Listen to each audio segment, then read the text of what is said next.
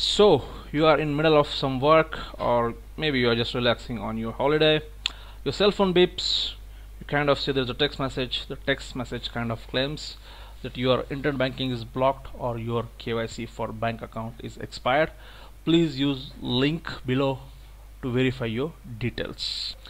You don't pay any attention to the number from which SMS came. You don't pay any attention to the URL. You just type on the URL or you just click on the URL. The URL opens in the browser. You're still not paying any attention to the URL. In the address bar you see a very familiar graphical user interface like your internet banking. You go ahead and enter your username and password into that. After entering the credentials, it kind of says the login failed, please try again after some time, or it just kind of get redirected back to the same GUI, and thus you are a victim of phishing. The attacker already have your user ID and password. Welcome everyone, Macron on this side. Lately I'm kind of seeing this kind of scams happening on internet a lot, telling your net banking or KYC I have some issues for the bank. So let's today talk about how to identify this kind of scam, how to avoid this kind of scam, and what to do if you have accidentally enter your credentials into the dummy website or the phishing website. The first things first, you must be wondering what this URL is all about. So there's a thing called NGROK.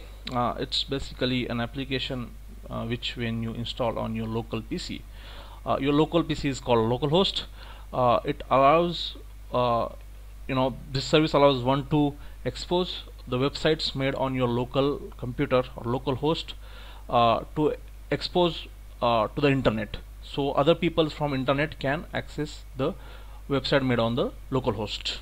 So you install NGROK, you connect to the NGROK service, and that's it. You get a URL which you have seen, and people can access your website. So in reality it looks like this.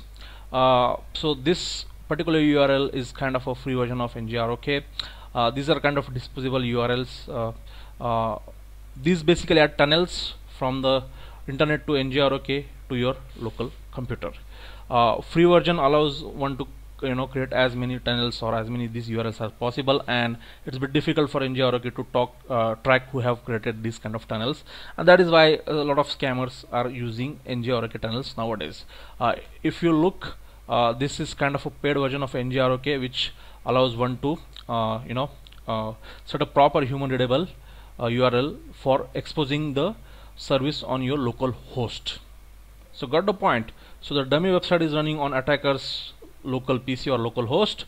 He's using the NGROK and he's exposing his local website to the rest of the world, and you just have access his local website and enter your credential, and this is how your credentials are compromised.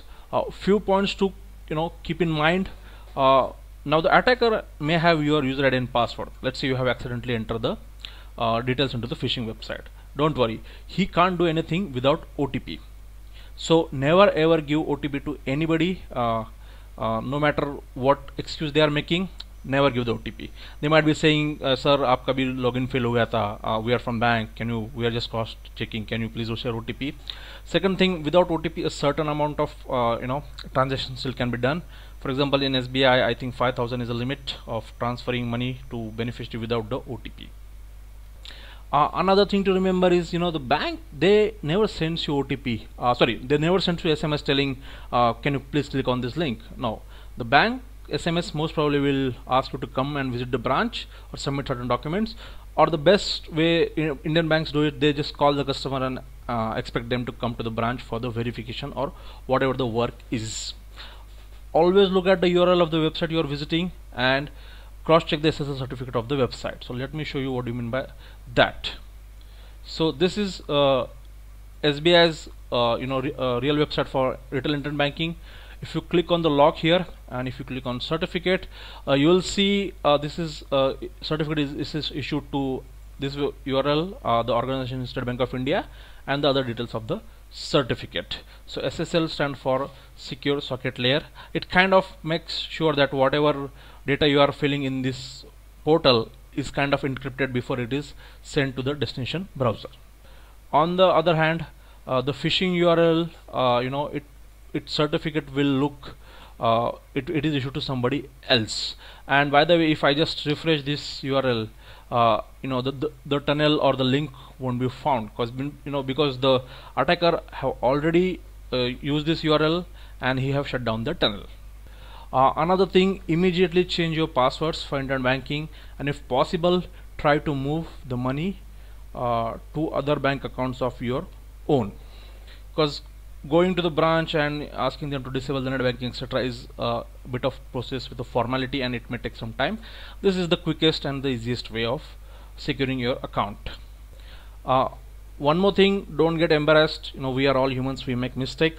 So don't shy away from sharing the incidents or screenshot of such incidents on the social media etc., so that other people can be alerted about this. This is the last slide, but it is more of a common sense. If you try to just scan this number with the Truecaller, you will realize at least 9 other people have reported this as a SBI fraud by that name. So the fraud word is is enough to alert you that this is not a genuine number or the genuine message. Another thing, the bank's SMS always come from a certain generic SMS service name like this one or this one. So yes, the bank will never send an SMS from any mobile number or your regular phone number. So that's it guys, this is it for today. Give this video a thumbs up if you like it, subscribe to the channel if you haven't. I kind of make this kind of videos on a regular basis. Please comment below if you have any questions. I will see you around.